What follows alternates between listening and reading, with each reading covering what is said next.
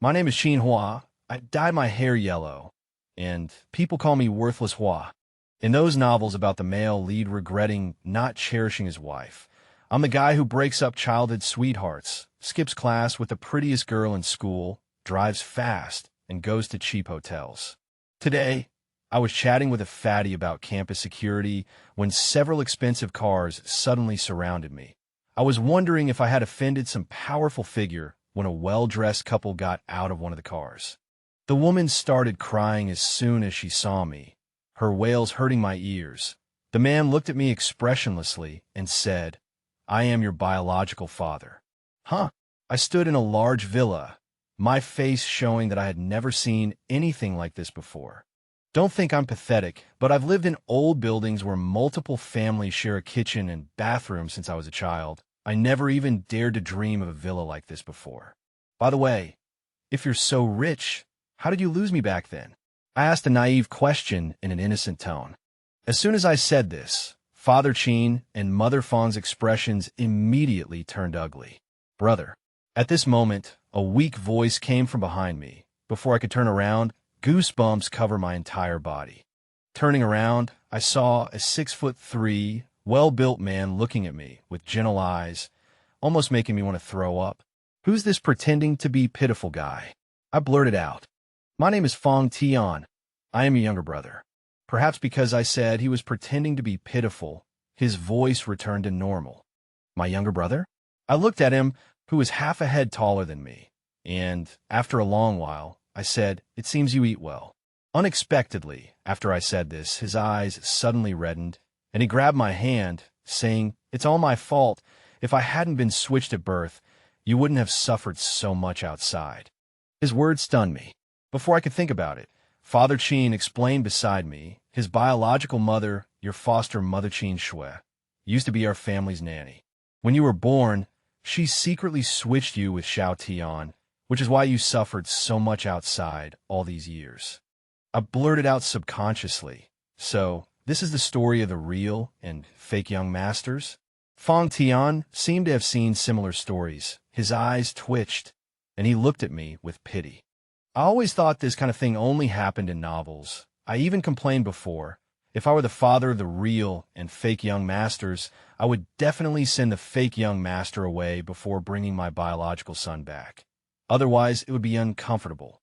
I looked at Father Qin and Mother Fong with complicated eyes and asked directly, "Then why are you keeping him here? Do you want me to beat him up to vent my anger?" As soon as I finished speaking, Fong Tian's eyes immediately turned red, and he said with a sob, "I know it's my mother's fault for making you suffer outside for so many years. Everything in the Fong family should have belonged to you.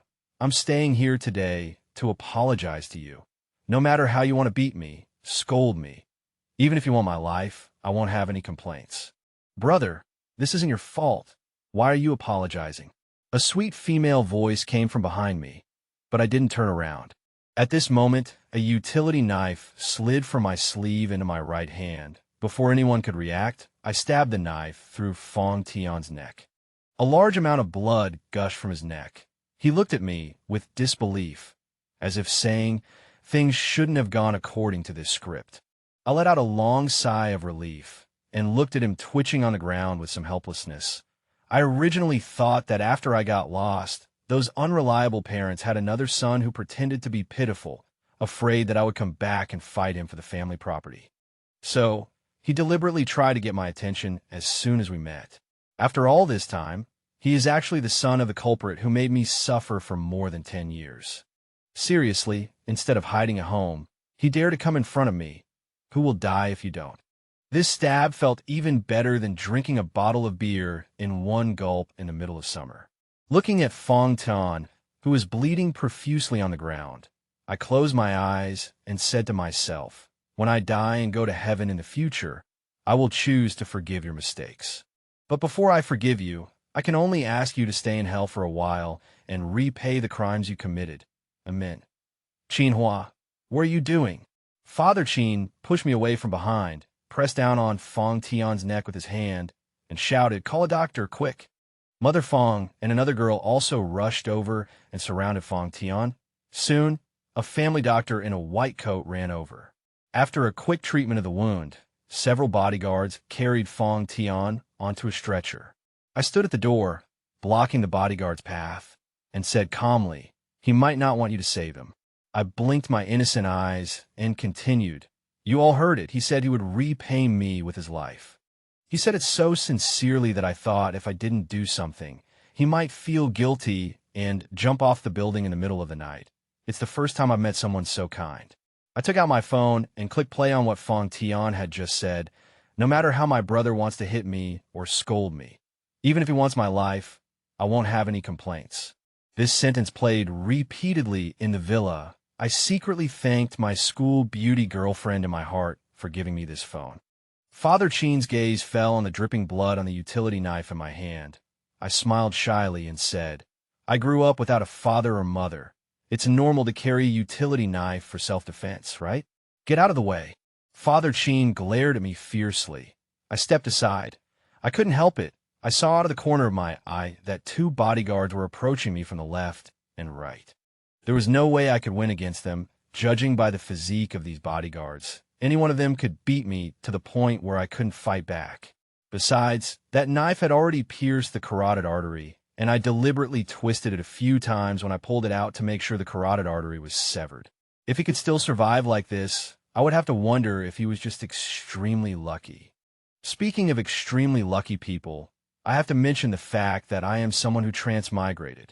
In my previous life, my family was harmonious and not particularly wealthy, but we lived a good life. I didn't expect that on the night of my college entrance exam, I went to a bar with a few classmates to see what it was like, and we happened to see two men arguing over a bartender. Unfortunately, they were at the table next to me, and they accidentally hit me in the back of the head with a thrown bottle. When I woke up again, I found myself turned into a 12-year-old boy, but I retained the memories of the original owner of the body. It was more like suddenly remembering things from my childhood. It's so frustrating. I spent 12 years working hard to finish elementary school, middle school, and high school, and now I have to go through middle school and high school again. What's even more annoying is that the boy I transmigrated into lives in a single-parent family and doesn't know who his father is. His mother, Qin Shui, doesn't care about him at all. She only leaves him leftovers and goes out to play cards after eating, leaving all the housework to the child. If she loses money, she will also use him as a punching bag and scold him. He can go to school because the state has a compulsory education policy, and the neighborhood committee has looked for Qin Shui several times. Otherwise, Qin Shui would not let him go to school at all. The worst thing is comparing. I had a happy family in my previous life, but in this life, I met such a vicious mother.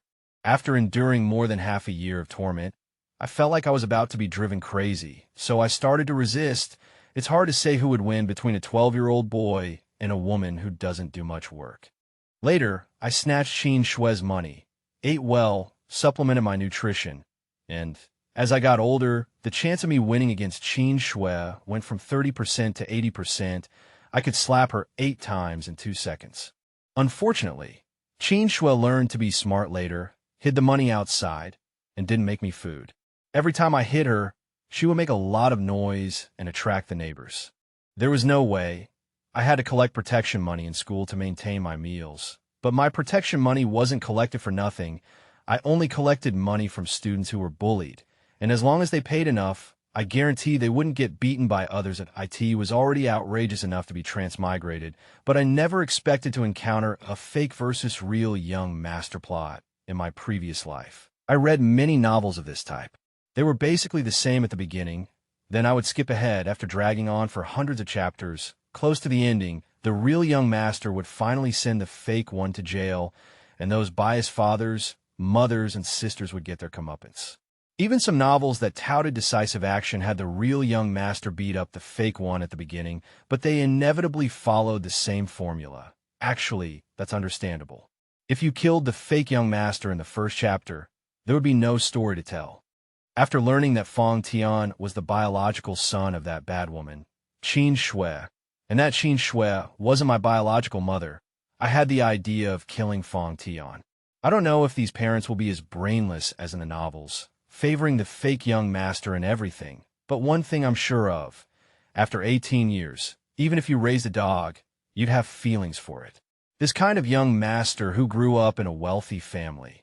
Compared to someone straightforward like me with dyed yellow hair, I couldn't possibly win against him in a battle of wits. If my parents favor him even a little, I'll definitely suffer even more in the future. I've suffered enough. While they're still feeling the most guilty for just finding me, stabbing him to death is the best option.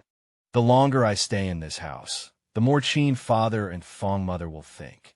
I used to live such a miserable life, and now they've given me good clothes, good food, and let me live a good life, and that little bit of guilt in their hearts will slowly disappear. When that time comes, if I have a conflict with Fong Tian again, they'll subconsciously think that I'm intolerant of Fong Tian, that I'm narrow-minded. This is evident from how all three of them are surrounding Fong Tian now, wanting to send him to the hospital. As for the consequences after killing Fong Tian, whether they will put me in jail, I'll worry about that later. Even if I'm caught and executed, I'll accept it. An eye for an eye, it's not a loss. I don't care whether I live or die. Anyway, I'll have someone to take down with me before I die. If this person doesn't die, I won't feel at ease. Even if I can drive luxury cars and live in villas in the future, I won't be happy. If they're willing to let me off with the power of a wealthy family, dealing with a person shouldn't be difficult, then my future days will be a bonus. Hey, you go get me something to eat. I randomly found a nanny and ordered. The nanny saw the knife in my hand, still dripping with blood, nodded, and ran away quickly. The reason I was able to precisely stab Fong Tian's neck was because my mother and sister were both doctors in my previous life. When I was bored, I would use the human anatomical model that my sister brought home to practice stabbing with a knife. After eating and drinking my fill, I found a room to sleep in, and it wasn't until dark that Qin father, Fong mother, and that girl returned. Ahua, I know you hate Xiao Tian for stealing over a decade of your life, but you can't kill him. Mother Fong's eyes were red, and she spoke to me with a reproachful tone. Father Qin, upon seeing me, raised his hand to slap me, but fortunately, I was quick on my feet and dodged it. I stood in the living room, Father Qin's face extremely grim. Another very beautiful girl glared at me, as if her eyes were spitting fire, and said fiercely, Mom, don't waste your breath on him. A life for a life. He killed my brother. Send him to the police station. Let the police execute him. Hearing the news of Fong Tian's death, I desperately held back, not letting myself laugh. It was my turn to act, my time to perform. I immediately tore off my clothes, revealing the dense scars all over my body, and my eyes also turned red. With a crying voice, I accused them with aggrievedness. You're all standing there talking without feeling my pain. I've been beaten and scolded by that wicked woman Qin Shui since I was a child. Look, these scars are all from her. The scars left by belt lashings were clearly visible on my body. I used to not understand why there would be such a cruel mother in this world, not treating her own child like a human being, hitting and scolding whenever she pleased. After you found me, I realized that someone had stolen my life. Mom, do you know how happy I was when you found me?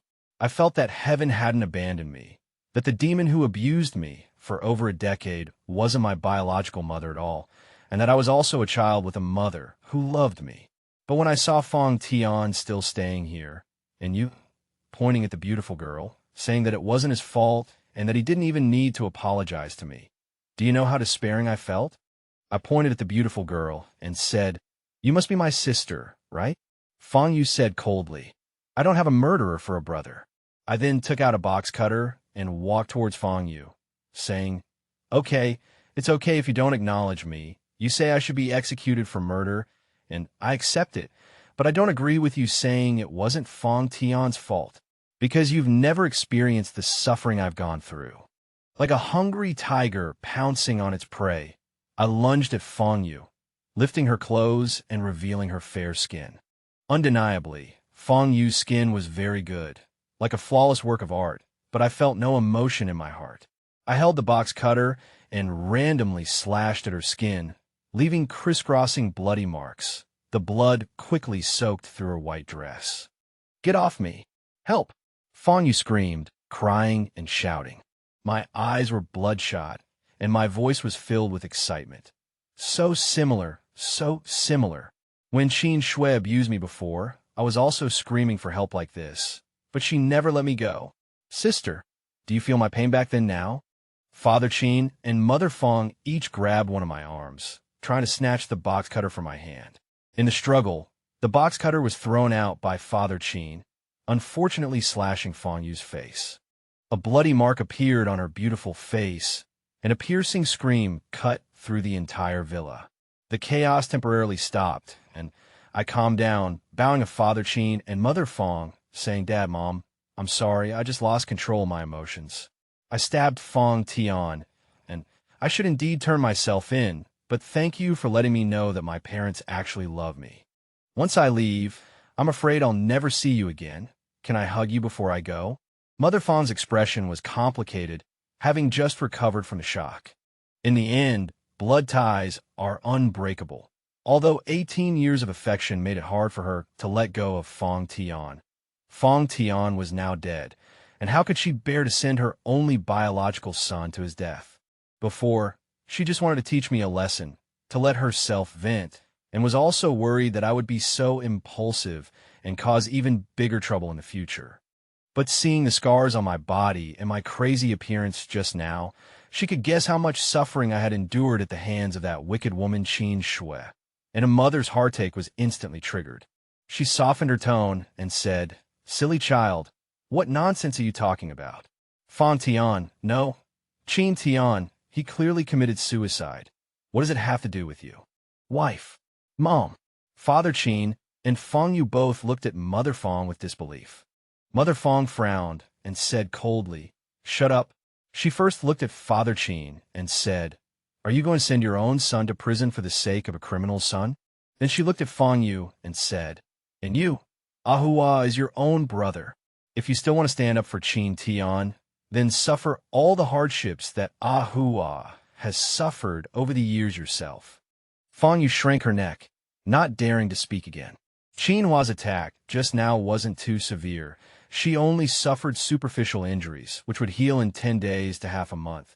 But even so, it had scared her half to death, let alone actually suffering the hardships Ahua had suffered before. She quickly ran off to treat her wounds. Seeing this, I immediately knelt at Mother Fong's feet, calling out with genuine emotion, Mom. In my heart, however, I was thinking, geez, I can hardly keep up the act anymore. Last night, I lay in bed unable to sleep, constantly replaying the true and false young master stories I had read before. To be honest, the whole thing about a wealthy family son being switched at birth is already ridiculous enough. If any nanny could do something like that, 90% of the nannies in the world would try it, since everyone wants their own children to have a good life. And another even more ridiculous point. Qin Shui and the Fong family actually lived in the same city. That's too bold, right? From the fact that both Fong Tian and Fong Yu took their mother's surname, you can tell that Qin's father must have been a live-in son-in-law. That is, living in the woman's home after marriage, and the children taking the woman's surname. In many true and false young master stories, the fake young master is the illegitimate son of the live-in father and a woman outside the marriage. This kind of plot is very common. Mom, look at this family photo. If you look closely, Fong Tian and Dad look quite alike. People who don't know would really think they were father and son. What nonsense are you talking about? I've only had your mother in my life. Where would I get an illegitimate son? Someone, take this picture away. Fong Tian is already dead. It's not appropriate to hang his photo at home. Also, Ehua, go call your sister down. But it doesn't matter. I wasn't saying these words for him to hear anyway. I noticed that Fong's mother's expression changed. Clearly she had taken my words to heart. As long as she isn't too stupid, she will definitely get a paternity test done between Fong Tian and Qin's father before Fong Tian is cremated. If things are really as I suspect, then the things that follow will be interesting. Knock, knock, knock. Fong Yu, come out for breakfast. I went to the second floor and knocked on Fong Yu's door. In less than a minute, the door opened. Fong Yu was wearing a mask, covering the lower half of her face. After opening the door, she subconsciously took half a step back, looking a little scared. How delicate. Before, I was beaten black and blue by Fong Tian's own mother, but I still went to school as usual. Not like you, come downstairs quickly. Dad told you to eat. Fong Yu lowered her head, and followed me quietly. It's just like the saying, if you don't reason with me, then I'll use my fists. Dealing with this kind of pampered girl, a lesson will make her honest. If she's still not honest, then she definitely hasn't been taught hard enough. Uncle Chin, Annie Fong, walking downstairs, I saw a girl who wasn't any less pretty than Fong Yu, and a guy who looked sunny and handsome already sitting downstairs. Yeah, why are you wearing a mask? Do you have a cold? Bai Chiwei's tone was immediately ingratiating. Cough, cough. Fong Yu coughed twice, but didn't say anything. Being scarred on the face by her own newly found younger brother was an ugly family secret, and definitely couldn't be told to outsiders. She knew Bai Chiwei's personality. If he found out, he would definitely go and make trouble for Qin Hua. If Qin Hua got bullied, and then impulsively injured by Chiwei as well, she would suffer a great loss. Sister Yiya, where's Brother Tian? Bai Ruowei asked Fong Yu. She was Fong Tian's fiancée, betrothed to him since childhood. Yesterday, she heard about the Fong family's true and false young masters, and rushed over early this morning to support Fong Tian, and also to warn Qin Hua not to have any inappropriate thoughts about her. Fong's mother picked up the coffee in front of her and took a light sip, saying in a calm tone, yesterday, Xiao Tian couldn't accept the fact that he wasn't a member of the Fong family, and his biological mother used to abuse Ahua often, so he committed suicide. Bai Ruowei stood up abruptly and said, impossible.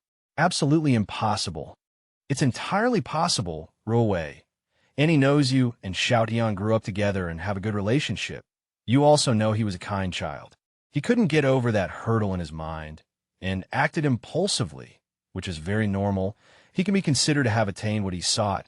You should be happy for him instead. It has to be said, Fong's mother's words hit me right in the heart. If there weren't so many people present, I would have laughed out loud. Bai Ruowei's face turned very ugly, but she still didn't believe Fong's mother's words, saying, Annie, I don't believe it. Did you send Fong Tian away? Tell me where he is. Let me see him. I know. If your Fong family doesn't want him, I can take him in. She spoke somewhat incoherently. Although she was from a well-to-do family, she was, after all, not even 18 years old yet. Suddenly hearing the news of the death of the person she liked, how could she still be as calm as usual? If you don't believe it, in a few days I'll hold a small memorial service for Xiao Tian, and I'll invite you to attend then. Fong's mother's words mercilessly shattered her last hope. Bai Ruowei became somewhat delirious, constantly muttering, impossible. This is impossible. Then she glared at me with resentment, her voice as cold as a ghost seeking a life. It's all you. It must have been you who harmed Brother Tian. Don't think that just because Brother Tian is gone, I'll marry you. I'm telling you, you should give up on that thought. After speaking, she left without looking back. Bai Chiwei quickly chased after her, and when he reached the door, he said apologetically, I'll come see you again next time. After they left, I subconsciously said, this girl, she really makes people feel uncomfortable. Only then did I realize that Qin's father, Fong's mother, and Fong Yu were all looking at me. Seriously, I'm so used to talking bad about people behind their backs. I haven't changed my ways yet. Mom, who were those two people just now? I wasn't embarrassed at all and asked directly. They're from a Bai family. When you were little, your maternal grandpa made a marriage agreement between you and Ruowei's grandpa. Ruowei has been growing up with Fong Tian since she was a child. Got it, Mom. I'm going to school now. Can you arrange a driver to take me? I haven't graduated yet, and I'm about to take the college entrance examination.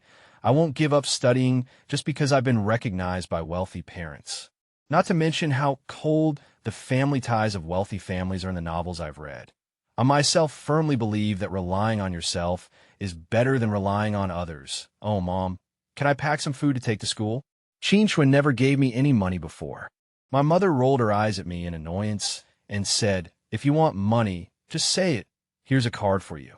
She took out a black card and handed it to me. I wasn't stupid enough to ask how much money was in it. Anyway, there would definitely be a lot. Also, I've already changed your surname for you from now on. Your name will be Fong Hua. Okay, thank you, Mom. I love you, Mom. This time I called her Mom sincerely. For the sake of this black card, I admit that my mother is the second best mother I've had in 2 lifetimes. You little rascal. You're such a money grubber. Wife, I'm going to the company. My father looked a little unhappy, stood up, and prepared to leave. But as soon as he stood up, he was pressed back onto the sofa by two bodyguards. My mother's eyes suddenly turned cold, and she said, "You can't go anywhere today before the paternity test results come out. You'll stay in this house." My father said anxiously, "No, wife, what are you doing?" He seemed to have thought of something and glare at me fiercely, saying, "You don't believe this little rascal's words, and you really think that Fong Tian is my illegitimate child, do you? All these years, I've been loyal to you, and I've devoted myself to the company. You're doubting me just because of someone else's words?" My mother looked at him firmly and said, "Ahua is not an outsider. He is my own son. Back then, I fired Qin Shui because you cared too much about her.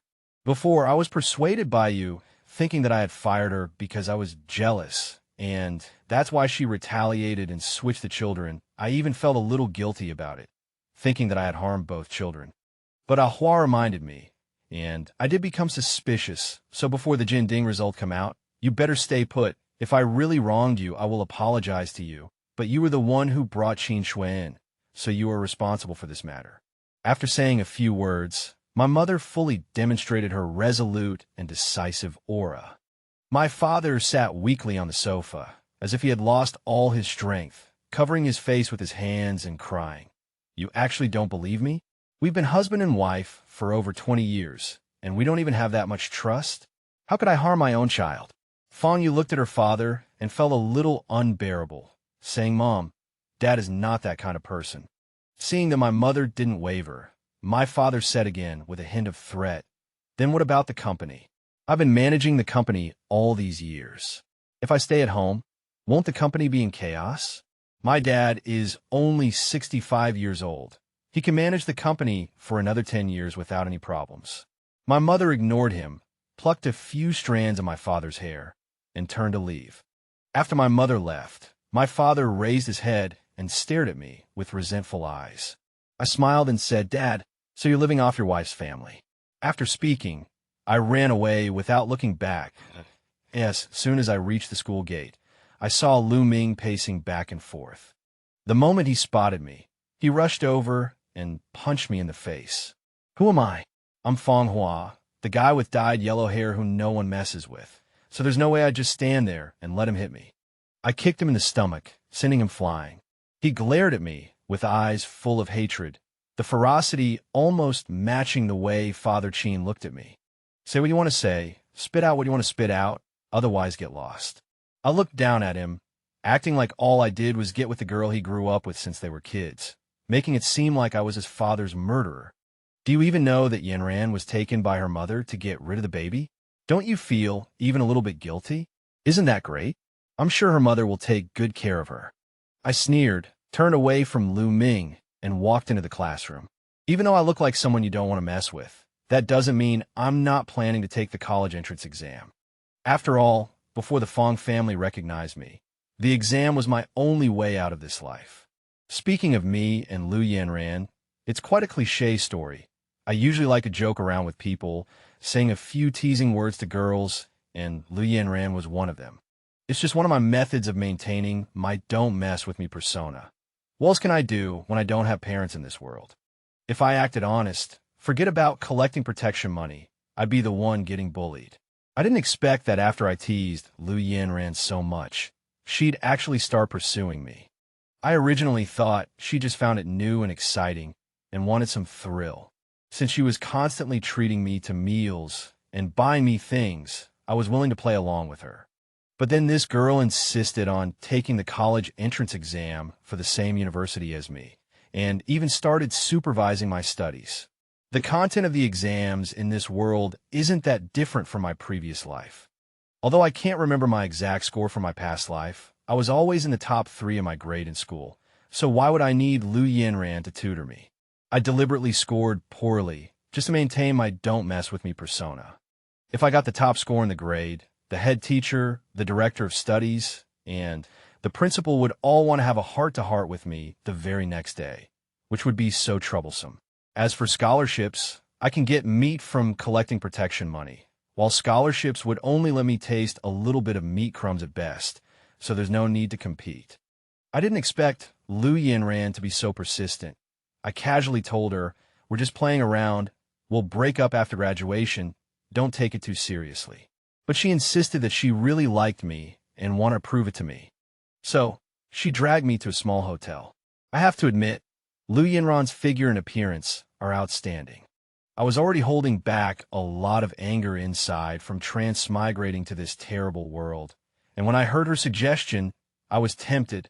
But considering that Lu Yinran was only 18 years old, I still took precautions. That's right, I went to one of those machines where you can get free condoms with your ID card and got a box. I didn't expect the condoms to be such poor quality, and things still happened in the end. Lu Yinran cried and asked me what to do. What could I do? I didn't even have the money to pay for her abortion, let alone take care of her during postpartum confinement, so I could only tell her to go back and find her parents. It's really worrying. But now I have money, and I'm the young master of the Fong family. If I think it's appropriate in the future, it's not impossible to marry her. 3 days later, a very spirited old man came to the Fong family villa. As soon as he saw me, he walked over and gave me a hug, saying, "Good grandson, truly my good grandson." My expression was a little awkward, and I cast a pleading look at Mother Fong. "This is your grandfather, call him." "Grandfather," I obediently called. After exchanging a few pleasantries, the three of us began to discuss serious matters. After investigation, Fong Tian was indeed Qin Father's illegitimate son. It turned out that Qin Shui and Qin Father were not only from the same place, but also grew up together. Originally, the two had agreed to get married after Qin Father graduated from university. Unexpectedly, Qin Father met Mother Fong in university and, relying on Mother Fong, became an adopted son-in-law, abandoning Qin Shui.